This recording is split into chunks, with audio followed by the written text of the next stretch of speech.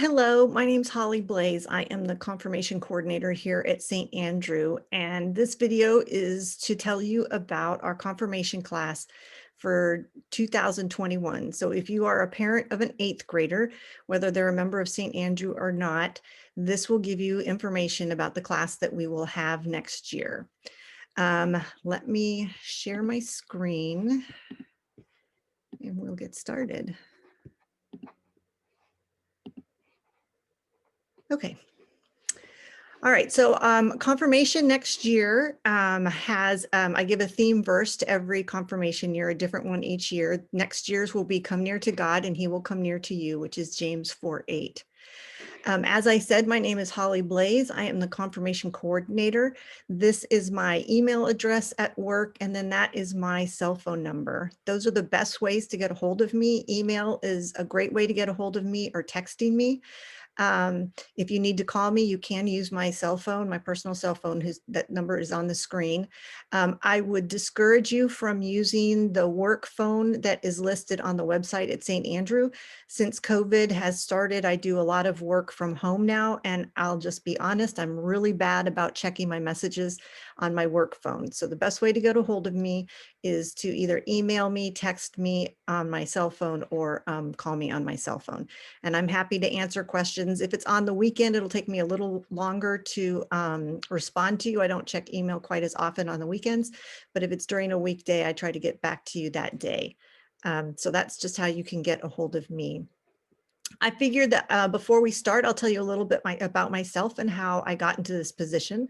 Our family and I have been members here at St. Andrew since 2002, and about 8 years I was in the same position that you are. The gentleman you see on your right is our oldest son, Jack, and he was in 8th grade, and we were going to start this confirmation process. I was at a parent meeting where Jeannie Smith, who was in charge of confirmation at that time, was giving all the information about confirmation that year. One of the things that she said was that they needed small group leaders, parent volunteers to be small group leaders. I did not grow up in the Methodist church, so I figured not only would I be hearing what Jack was learning so we could talk about it during the week, but I might learn something along the way too. What I didn't anticipate is that I would fall in love with the student ministry culture that we have here at St. Andrew. I started volunteering, going on trips, helping out in the office, and just if I was going to be volunteering at St. Andrew, it was doing something with the student ministry. Fast forward a few years, and our youngest son, that's Caleb on the left, in 2015 was leaving to go to college. And the confirmation coordinator at that time, Mac Abernathy, was leaving. And I just happened to mention to Reese Popst, who was the student director at the time, that I always thought teaching confirmation would be really fun. So he encouraged me to apply, and I did, and they hired me. So in September of 2015, we dropped off Caleb at Northwestern, flew home on a Sunday, and I started this position the next day on a Monday. And I have loved it ever since. I love working in student ministry. I love working with parents. I really love working with the kids, building relationships with them. And I love to teach. I love to teach about God, and I love to teach about Jesus. So this is a great fit for me still. This is our student ministry team. I just want you to have a look so you can put a face to a name. On the far left is Heather Brown. She is our wonderful admin assistant. If you have any questions when it comes to Realm or payments or anything sort of administratively, she is the one to go to. If you send me a question about payment or registration, I most likely will forward your email on to her. She is wonderful and loves working with families. So I just wanted you to be able to see her face and know that that's her role. Next to her is Melissa Adams. She is our middle school coordinator, probably fairly looks familiar to you if you've had kids doing anything in middle school. She is wonderful and really has a heart for middle schoolers. Next to her is Isaac Harris. He is our high school coordinator. You will become more familiar with Isaac because this year or next year, your students will go from being 8th graders to 9th graders. So they make that jump from middle school to high school. Isaac is awesome and wonderful, and kids love him. So I'm excited, if you don't know Isaac, to get to know him better next year. Next to him is Brian Drew in the San Francisco t-shirt. Brian actually grew up in St. Andrew, went through our student ministry program, went off to college, and came back, and we hired him. He is currently working as our college coordinator, working with kids who have graduated out of our program and are now at college. He is also sort of our jack of all trades. He can build anything and create anything practically. So he does a lot of stuff, and he actually works a lot with middle schoolers too. So your kids might recognize Brian as well. Next to Brian is Michael Agnew. He's our student ministry director. Michael started in his position just about the time I started in mine. He had other roles at St. Andrew in student ministry. I feel very strongly that Michael has been called to this position and is the right person for this job. He has a heart for students. He has a really keen awareness of what they go through and what they struggle with and how to address those things. And he also is just a ton of fun and has a really great positive attitude. So I hope if you don't know Michael, you'll have a chance to get to know him, especially your kids get to know him in the next few years. He's a really wonderful and amazing guy. And then next to him is obviously me. This picture was taken last fall before COVID. It was a lunch bunch day, so we went out and had our picture taken. But as I said, I just wanted you guys to have an idea of who we are on student ministry if you're not familiar with us. Okay, here are a couple little more nuts and bolts, sort of administrative things to get out of the way before we really start talking about confirmation. The best way to know what's going on in student ministry is these 4 ways. The first is to sign up for our weekly email newsletter. It comes out every Tuesday, and it tells all the upcoming events that are happening, how to register for them, how to get involved.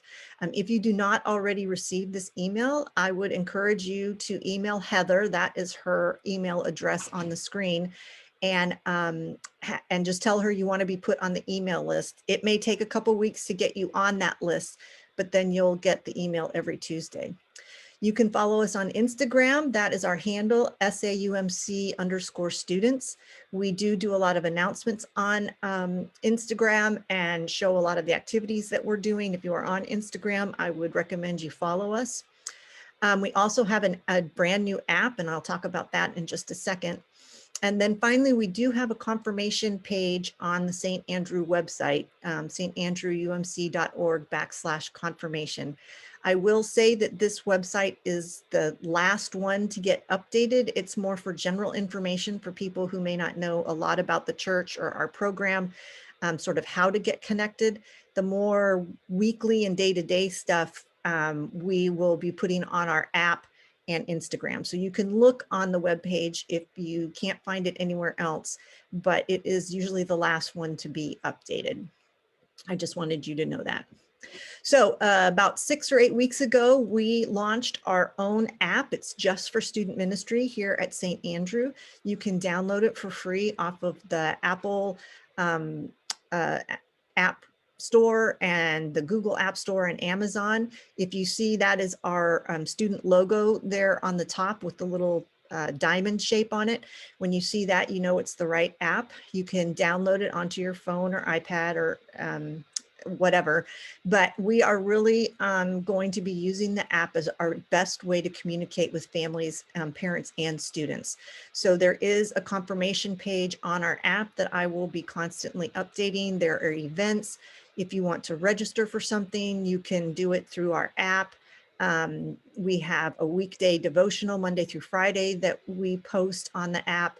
There's a way to submit prayer requests. We are still sort of living into it, so there's still a lot of it that we are learning how to do, but we are really moving toward the app being the way that we're going to communicate the most and the best with our students and our families. It also you have the ability to opt into push notifications for just the class of your students.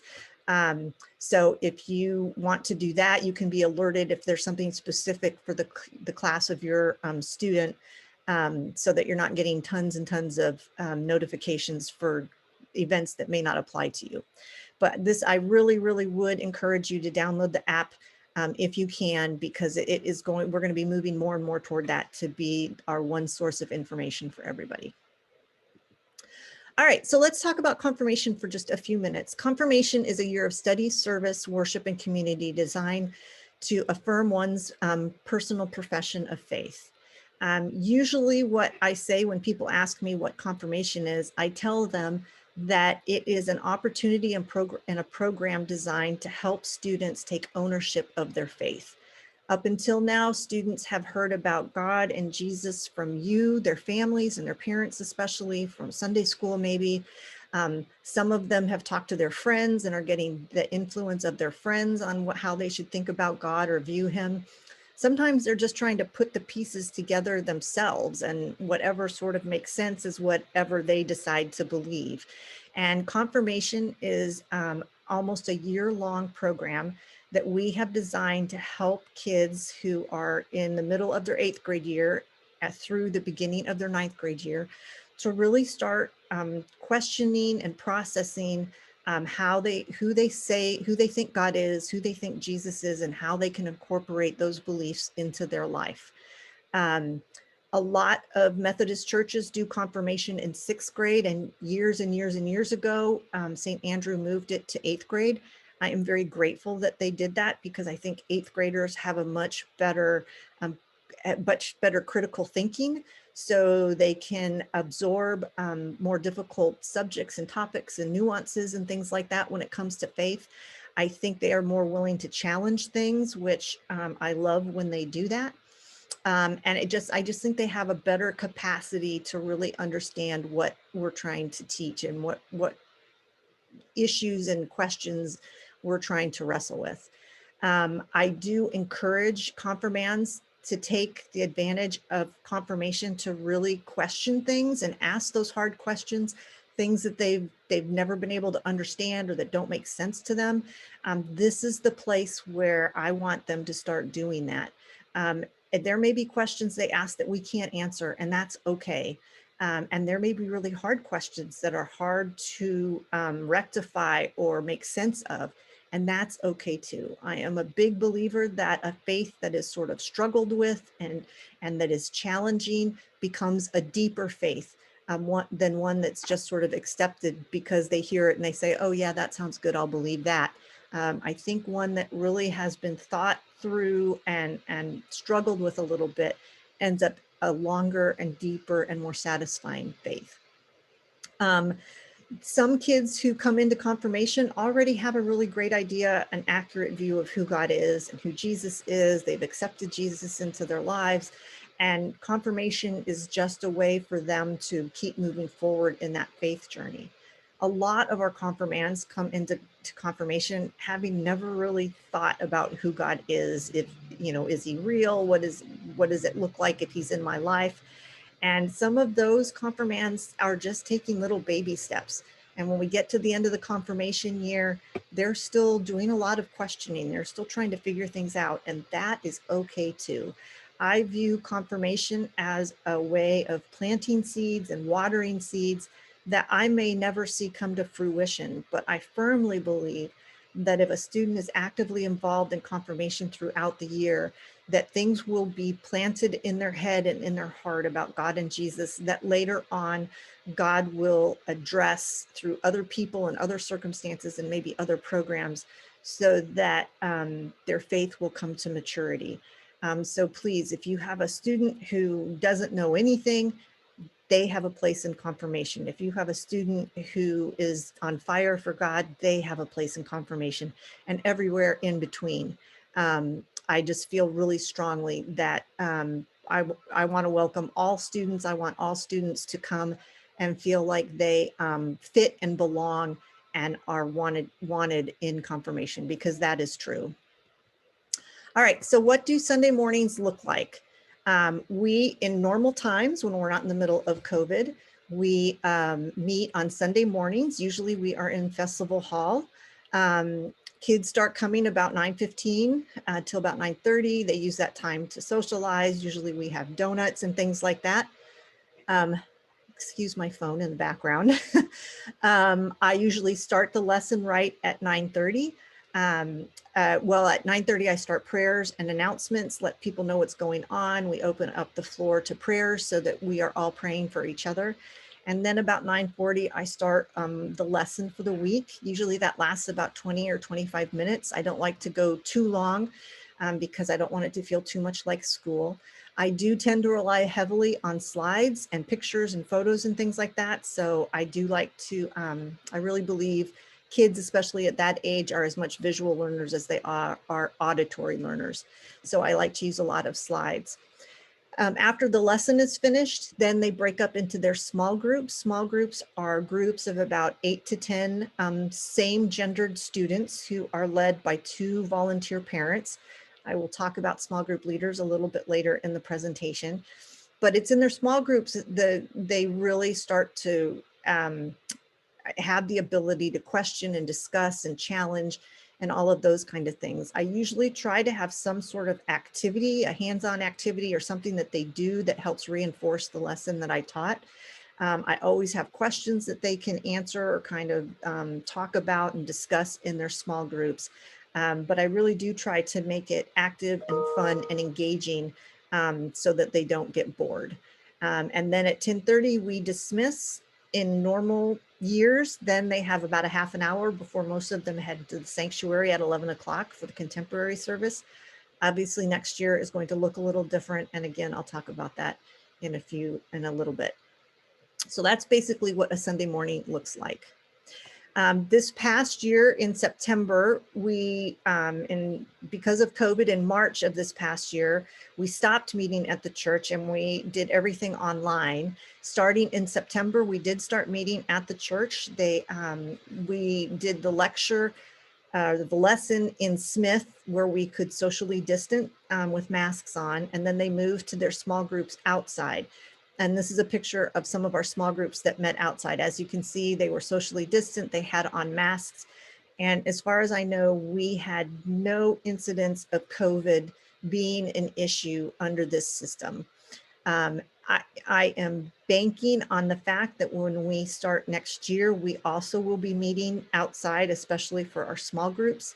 I'm hoping we'll be able to do something similar to what we did the end of this year, where I can be inside to show slides, whether it's in Smith or some other part of the church.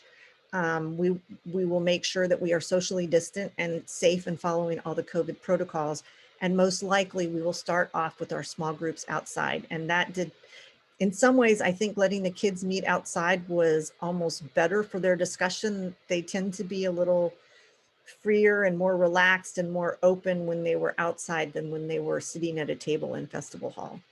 So anyway, so that is a possibility that we will start. I do want to stress that when we do start next year, everything that we do will be under all of the COVID protocols that the church has in place at the time. I take COVID very, very seriously, and I expect everybody who comes to confirmation to take it seriously too. Okay, so what do I teach? What are some of the things that your kids will learn about in confirmation? Well, everything, I started off when I first started in this position using a Methodist curriculum. And over time, I've kind of gotten away from that. And most of the lessons that I teach are lessons that I have come up with on my own, because students have told me they've really liked something or haven't liked something. But I do want to say that everything that I teach is biblically and scripturally based. Nothing I talk about is not backed up by something that is in the Bible.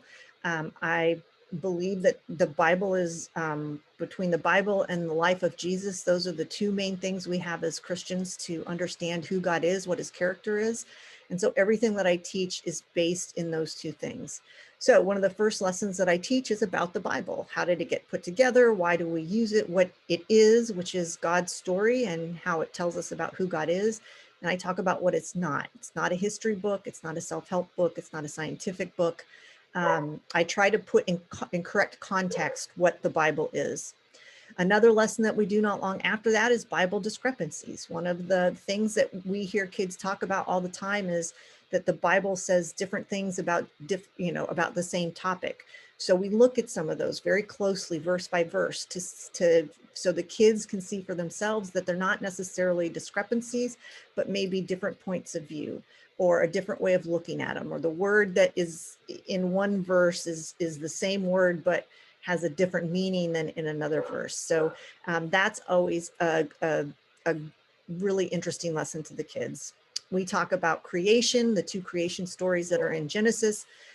That is usually followed by a lesson about creation and evolution. As Christians, can we believe in the creation story in the Bible as well as evolution? For a lot of our scientific kids, that's a real relief, and they love that lesson because it gives them permission to believe in both of those things, that they are not mutually exclusive. We talk about Adam and Eve and the original sin and the impact that had on our world. We go from that and we talk about our own sin and how our own sin separates us from God. I follow that up with a lesson on redemption and why Jesus came and why he was the perfect atonement for our sins, and how in belief in Jesus helps to bring back that relationship with God, that it's through Jesus that our relationship with God is healed. As we get towards the end of the year, we talk about some more weightier subjects. We talk about what happens when we die. Again, everything that I talk about in that lesson is scripturally based. I don't talk about anything that is sort of hearsay or someone who had a near-death experience. We don't talk about that at all. We talk about everything that is comes straight out of the Bible. We talk about why is there evil and suffering. We always say God is so good and he loves us so much. Well, if he loves us, why does he let us suffer? Why does he allow bad things to happen? We talk about that. And then finally, we talk a lot about grace. Grace was so important to John Wesley, the founder of Methodism. I take 2 or 3 weeks to talk about the different kinds of grace, how we can incorporate that into our life, and why it is such sort of an earth-shattering idea, that how big God's grace is for us. So this is just a sampling of what I teach, but it's just to give you a little idea. If you want more specifics about what I teach, please let me know and I'll be happy to send you my curriculum. I do tend to allow myself a little bit of leeway. So if something comes up in the news or something comes up that is an issue that I hear the kids talking about, that I have some flexibility to be able to address that. But I do have most of my lessons are standard and set, and all have a purpose that goes back to talking about who God is, who Jesus is, who the Holy Spirit is, and how we incorporate them into our lives. All right, so here are some important dates coming up in 2021. The most important is that the first day of class will be March 21st, Sunday, March 21st. Traditionally, confirmation begins in January, but after a lot of prayer and discussion with Michael Agnew and Kim Myers, we decided that we were going to push back the beginning of confirmation for next year, mainly because I anticipate we will have to be meeting outside in our small groups, and the weather in January and February can just be too difficult to predict. It could be cold, it could be rainy. And what I don't want to do is start the year and then have to stop. And also because people have been predicting this peak of COVID, which seem to be seeing the beginning of right now, and it just didn't seem to make sense to come together and gather with a large group of students when there might possibly be a large spike in COVID cases. So for that reason, we will be starting on March 21st. It's the Sunday after spring break. Most schools spring breaks, and that will be our first day of class. Also, traditionally, we usually, after we start in January, we go on a family retreat to Pine Cove the weekend or two after the first day of class. Pine Cove has already told us that they are not accepting any outside groups to meet at their camps, so we are unable to meet at Pine Cove. So what my hope is that on March 27th, which is the Saturday after our first class, we will have a one-day confirmand parent retreat at St. Andrew. It will probably go from 10:30 to 4:30, something like that. It will be something where you can come and go. So if your student has an obligation, whether it's a sporting event or a band thing that they have to do, that you can come and go. Ideally, if you and your confirmand, at least one parent can come from the whole day for the whole day, that will be ideal. But we're going to cram all the really good stuff that we do at Pine Cove and try to cram it into one day. As parents, I know this might not sound like the most exciting thing for you to do, a way to spend your Saturday, but I would say that it is a great way for you to meet other confirmand parents and kind of start tapping into that community. And it's a great way for the confirmands themselves to get to know other confirmands outside of their small group. So there are a lot of benefits to doing it.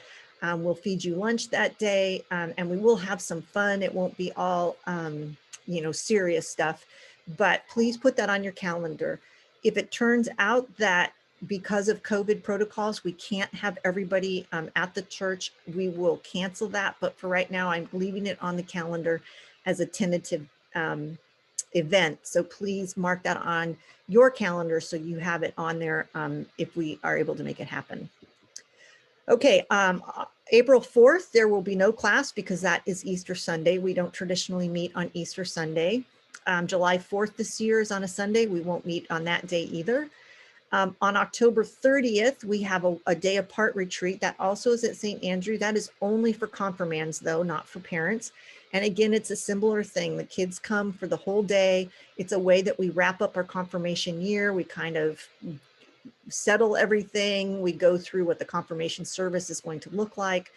We just kind of wrap up all of the odds and ends.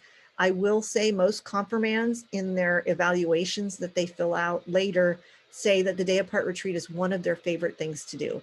So we have a lot of fun. The kids come. It's just really a great day. So again, another one that you can just put on your calendar in anticipation. It also is a come and go affair. So if your kids have other obligations, they can come late, leave early. I've had kids come and go and come back. So whatever it works for your family, it would be great to have your confirmand there. And then there is no class the next day because they have spent the whole day at the church on that Saturday. I usually give them that Sunday off. So that actually happens to be Halloween next year. And then November 7th will be the confirmation service where your kids will get confirmed. So that's just sort of some highlights. Attendance. When I started in this position, I had very strict attendance requirements. And I came to realize that they ended up just being a bigger burden on families than they needed to be. And I don't ever want confirmation to be a burden to anybody. So I don't have any specific attendance requirements, but I do ask that the expectation is that the students will be in confirmation every week that we have class, especially if they are in town and they're able to be there. I expect them to be there. I know a lot of our kids are on traveling teams or they go out of town, and that's totally fine. If they miss some days, that is not a problem. But if you are in town and they are healthy, I expect them to be in class. As I said before, class starts at 9:30. Dress is very casual, please. They do not have to dress up to come confirmation. A lot of times kids come in their sports uniforms or jerseys if they have to leave to go to a game afterwards, or I've had some kids come in baseball attire because they've come from a game. But really, they do not. If they want to get dressed up, that's great, but don't feel like they have to come that way. And then again, the first class will be on March 21st. All right, some of these are repetitive dates of dates that we won't meet, but I wanted to point out the mission trip and Camp Impact days. Traditionally, we go on an out-of-town mission trip in June, and then we have Camp Impact, which is up in Anna, Texas in July. This past year, all of our trips have been canceled, and we have absolutely no idea if we're going to be able to do them this year coming up. Of course, our goal is that we will be able to have them, but there is no guarantee. If we do a mission trip, it may be a local mission trip as opposed to an away mission trip, depending on where we're at with COVID. So usually we leave, whatever day we leave on mission trip is on a Sunday, so we wouldn't have confirmation on that day. And the day we come back from Camp Impact is a Sunday morning, so we wouldn't have confirmation on that day too. But the dates of those two things, and even if we're going to have them, are still up in the air. So I just wanted to let you know about that, but those things are still yet to be determined. All right, requirements. This again is sort of a tentative requirement because we have found that if we have kids go on a trip with us, the possibility of them staying involved and becoming more involved in student ministry events goes up exponentially. We do trips really, really well. They are usually life-changing events. Our worship is powerful. What we do when we're there, we have a lot of fun. Even on our mission trip, we have a lot of fun. So in the past years, I have made going on a trip a requirement that they have to go on at least one trip. Obviously, we may not have those trips, so that requirement wouldn't be applicable for next year. So this one I'm just sort of putting in there. If we are going to be going on trips, I would really, really encourage you to send your kids. One other thing I want to say is usually our middle school retreat is in March. And so 8th graders, it's their last middle school retreat in March, because when we get to the end of May and beginning of June, they become high schoolers. This year, we will not be having a middle school retreat in March, one, because of COVID, and also because Melissa Adams is having a baby in February. And we thought it would be nice if we didn't force her to go on a trip, a weekend trip, right after having a baby. So the middle school retreat right now is scheduled for September. And because your kids will be high schoolers in September, they will not be eligible to go. So Melissa feels terrible that your students are missing out on one more middle school retreat. I feel terrible about it too, but that's just the way this year has had to go. So again, if we go on a mission trip or Camp Impact, or whenever we go back on trips, I would just encourage you to send your kids. Even if they don't want to go, find a friend that they can bring with them. You don't have to be a member of St. Andrew to go on our trips, because once we get them on a trip, it really makes a huge difference in their lives. All right, a couple other programming requirements. From March until the end of May, I require confirmands to go to 2 412s. 412 is the Sunday evening programming for middle schoolers that we have at St. Andrew. I imagine a lot of your kids have already been to a 412. If they haven't, they will have a chance beginning in March to go. 412 is usually a really fun event. Melissa likes to concentrate on them, just letting them be kids and having fun. There might be a very small devotion sometime in the middle of it, but for the most part, it's just a really fun time.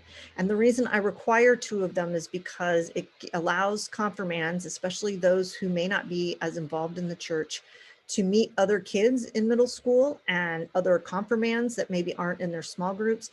And it lets us meet them and get to know them too. So it's just a good way to kind of get the year started and make them feel like they're a part of the confirmation family. In August, starting in August, because in August your kids will be high schoolers, between August and October, I require them to go to 2 Lighthouse groups. Lighthouse is our high school student-led Bible studies. In the past, they are held in people's homes, but with all the COVID restrictions, we are just meeting at the church now. But again, this is another opportunity for them to meet other students, especially high school students. And they are led by our student leaders, some of our juniors and seniors that we have identified as being strong Christian examples and leaders. So we study a book of the Bible, or there are all sorts of different studies that we have done, but Lighthouse is sort of the equivalent of 412 for middle schoolers. Lighthouse is what our high schoolers go to. It's a very, very successful program. Kids who start going to it and find a group they're comfortable with really end up loving it, which is again why I make it a requirement, because I want to make sure they have a chance to at least be exposed to it. If your student goes to 2 412s and 2 Lighthouses and just say, this is not for me, that is totally fine, but they have to at least try it to be able to reject it. All right, there is a service requirement. I used to have community service requirements, but I know most of our kids are involved in, National Charity League or YMSL or Scouts or whatever. And it just seemed like I was piling on the work, and that's the last thing I want to do for your families. But I do ask that all confirmands do at least 3 hours of service for their family. That means going above and beyond whatever their regular responsibilities are at home. If their responsibilities are to empty the dishwasher and walk the dog, then they can't be doing that as part of these 3 hours of service. It's something above and beyond what they usually do. And the idea is just to get them to understand that being of service to their family is important too. So I've had some kids who have planned a menu, gone shopping, cooked the meal, served it, and then cleaned up after it. Kids clean out their closets, clean out a garage, do yard work. Last year, one of my students helped his dad put a koi pond into their yard. So it could be really anything, but it has to be in service to the family. If your child is asked by a neighbor to take care of their dog over the weekend, that doesn't count because that's in service to a neighbor. This has to be something that's done to benefit your family unit. And they have to do three hours to do that.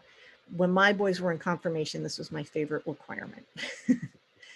All right, they also have an interview requirement, and that is to interview at least one parent. If you come to the Confirmand Parent Day retreat in March, this will be one of the things that you do. So it'll already be knocked off your list.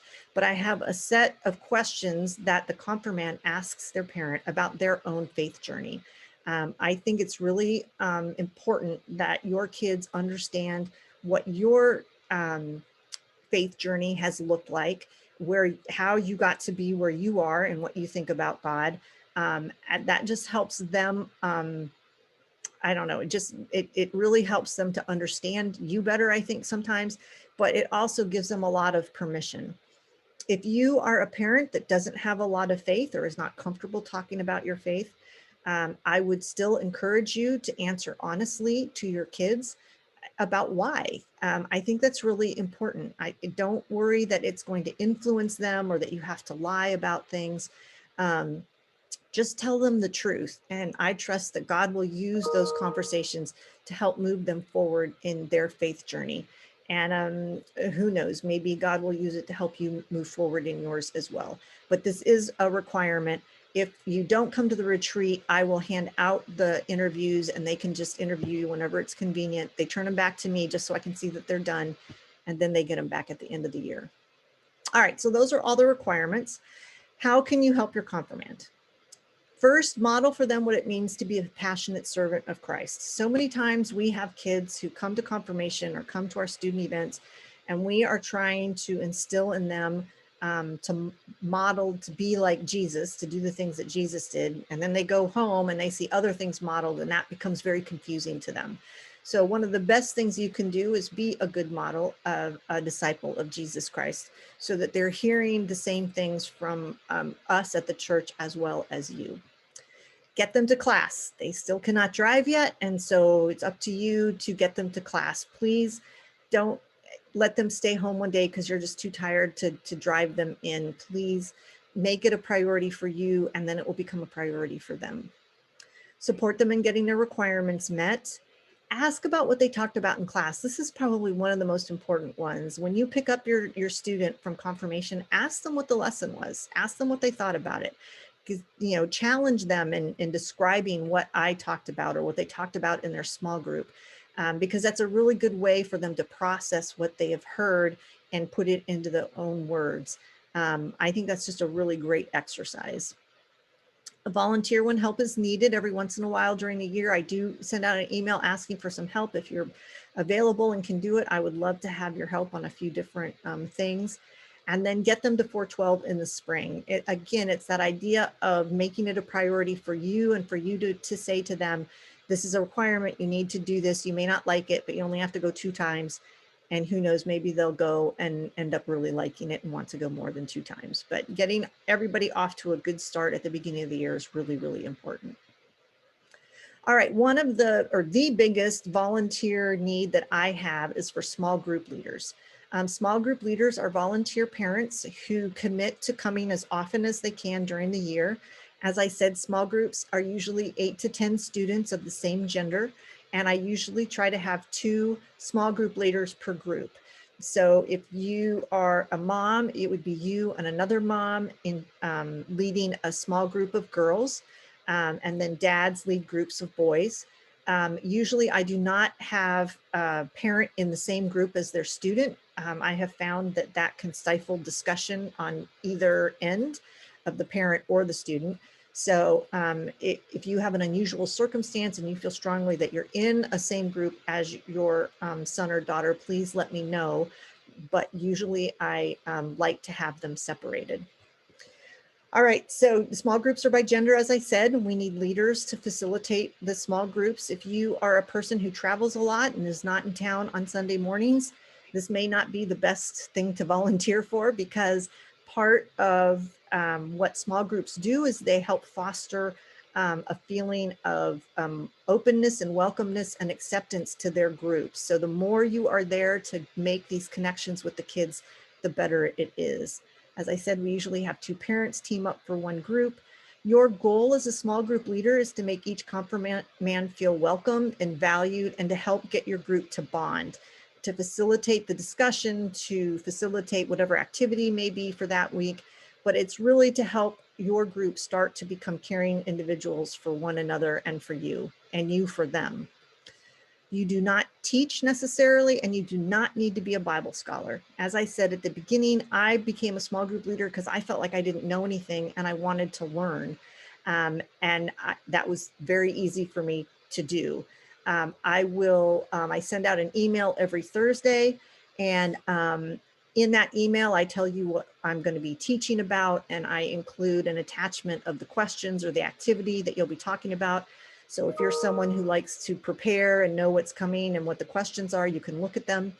But you do not have to be a Bible scholar. It is okay as a small group leader for you to say, I don't know. I don't know the answer to that. Let's ask Holly. Let's ask somebody else. But it's okay for you to say that I don't know. What you will have an opportunity when you register your student to say that you're interested in being a small group leader.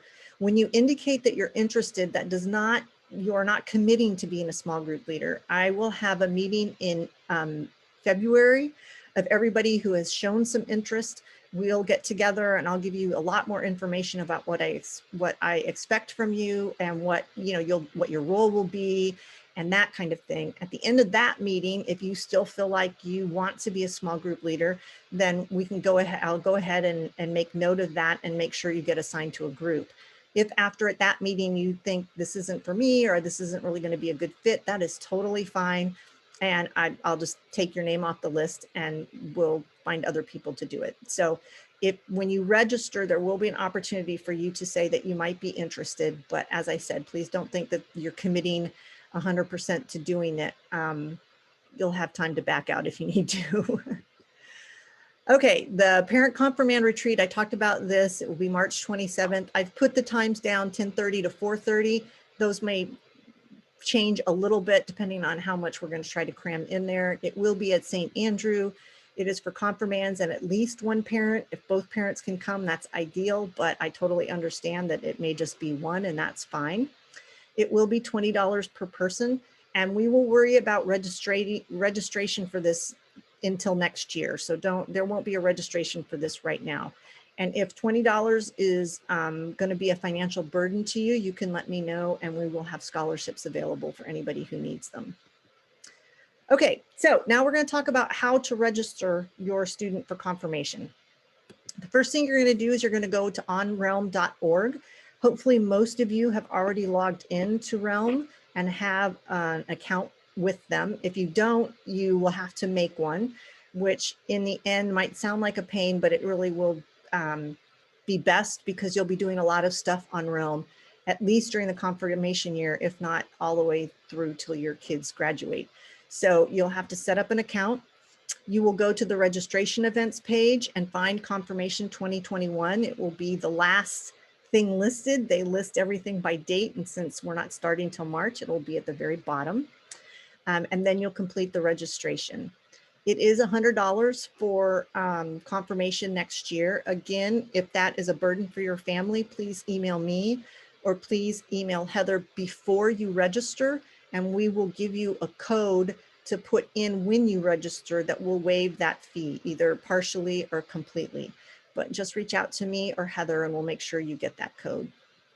All right, so this is what, when you get onto Realm, this is what it will look like. It has registration events up there at the top.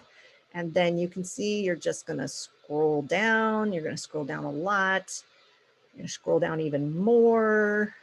Keep going, all the way to the end. And there you can see it at the bottom, Students Confirmation 2021. You will click on that, and then that will bring you to this page. So when you see it says Student Confirmation 2021, you know you're on the right page. Then you're going to click on register someone, and you are registering your student, your child, the 8th grader that you have in your family. That's who is being registered. It will ask you a lot of questions. It will maybe take you 10 minutes at the most to fill this out, but please note, there are quite a few questions. We're trying to collect as much data from you as we can so that we're not constantly bothering you for it. So this is one of those things that we are, it'll take a little bit of time the first time, but then you probably shouldn't have to do a lot of it again. So when you register, one of the questions that we'll ask is to name some friends that your student knows is probably doing confirmation that they would want to be in a small group with. I try to guarantee 1 or 2 friends for each group. Part of the small groups is to get kids to meet other kids, but I also know that, having 1 friend or 2 friends there really makes a difference at the beginning of the year, until they get to know the other kids in their group. So please write down as many names as you want, but I would ask that you ask your student who they want to be in a group with. I have in the past experienced parents who write down the names that they want their kids to be with, but those aren't the friends that their kid wants to be with. So please just consult them a little bit and ask, what are some names of students that they would want to be in a small group with, and honor their requests and put those names down on the registration. There's also a place where you have an opportunity to tell me anything you want about your student. It can be how wonderful and great they are. It can be that they have an allergy that I need to be aware of. It could be that they have special needs, or they have some struggles that would be good for me to know. This part of the registration is confidential. I'm the only one who reads them. So the more you can tell me about your student, the better it will be that I'm prepared for them. Like I said, it can be good. It can just be a heads up. It can just be, your family is going through difficulties, a divorce, or there's been a death in the family, just anything that will help me get to know your child better. I would appreciate it if you're comfortable telling me that you would include it. Finally, there'll be a place to have information for each parent, including, address, phone number, email. There will also be a place for you to indicate which email addresses you want correspondence to be going to. I do set up a distribution list. So if you just want one of the parents to receive all the information, that is fine. But a lot of times both parents want to know what's going on, and so they indicate both of them want to get emails. So, but that's just another thing to look out for. Again, scholarships are available for the registration fee and any trip fees. It would be helpful if you reach out to Heather or I before you register, so we can give you the code to put in there before you register. Okay, I think that is about it. When I did this on the webinar, there was one question that came up twice, and that was, will I accommodate students who want to do confirmation online? And the answer to that is yes. What I did at the end of this year was I recorded the lesson, and then I had the list of discussion questions so that a confirmand and a parent could watch the lesson together, and then there were discussion questions that they could talk about after they both watched the lesson together. I will make that available next year. It's good for 2 reasons. If you are not comfortable sending your student to church yet because of COVID, that's totally fine. But it also allows, if your student misses a Sunday, it allows them to go back and watch the lessons so they don't miss out on whatever happened that day. So that is a possibility. I apologize, there is not a place in the registration to say that you want to just do online confirmation. So in that box that talks about, tell me about your child, if that's an option you think you will do or you will want, you can make a note of it there. My hope is that as we work through next year and the vaccines become more, available, and life hopefully starts getting back to normal a little bit, that by the end of the year, we'll have everybody back in person. But I will be totally respectful of whatever wishes your family has to keep your family safe. So just let me know what you want to do, and we'll be able to work with you. I think that is about it. Please reach out to me if you have questions, if there are things I didn't answer here, or that you have questions that are unique to you or your family. Please email me, as I said, or text me, and I'll be happy to answer them. I am really looking forward to next year. I can't wait to meet your students. And in the meantime, I hope you all have happy holidays. Thank you.